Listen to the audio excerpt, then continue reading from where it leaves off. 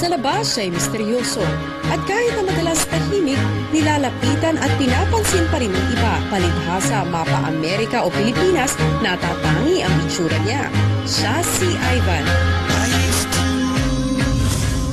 Half Irish, half Pinoy na lumaki sa Los Angeles, Amerika, kung saan maraming Pinoy din ang nakakasalamuha niya. Kaya di nakakapagtakang sa ugali, Pinoy gentleman siya. At ngayong malapit na magwakas ang pagka-teenager niya, kasabay ng pagyakap sa dugong Pinoy ay ang pagsagot sa maraming katanungan niya sa buhay, sa relihiyon, sa pag-ibig, at sa gusto niyang gawin sa hinaharap. Isa-isa niyang sasagutin lahat. Di man niya kasama ang pamilyang malapit na malapit sa kanya, kakayanin daw niya ang bagong buhay na papasukin niya. Siya ang striking star ng Rizal, Ivan. OMG, mga kapamilya, ang striking stud ng Rizal, Ivan Dorschner. Hi, Ivan. Oh my gosh, say here to middle, Ivan. Welcome. Grabe. Nagtitilian lahat ng tao. Na-excite sila kay Ivan. Hi, Ivan. Ivan, ilang taon ka na? How old are you? 19.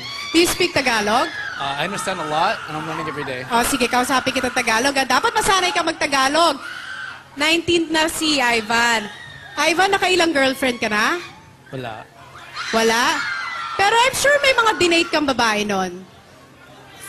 Special friends? Meron.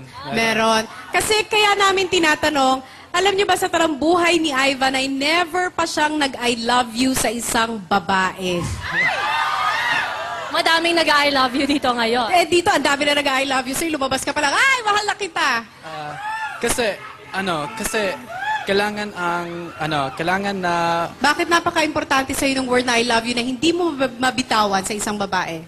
Kasi? Kasi kailangan na hindi. Sige na nga, you can speak English. O, go. Go. She has to mean a lot to me. It's a big thing for me. I guess I have to really know her well for me to say I love you to her. Wow, she really needs to mean a lot to him. Sige na nga, tingnan natin. Baka mamaya mapa-I love you ka sa loob ng bahay ni Kuya Biang. Ivan, say bye to everyone because we will bring you inside the house. Come, Ivan, turn around. Naku, Ivan, ngayon pa lang kahit hindi ako si Kuya, gusto kita bigyan ng task. Kailangan sa loob ng bahay matuto ka mag-Tagalog, okay? Paglabas mo, nagtatagalog ka na. Sige, okay? Chocks? Okay. Ivan, good luck. Happy summer. Maraming salamat. Ako nagtatagalog na si Ivan.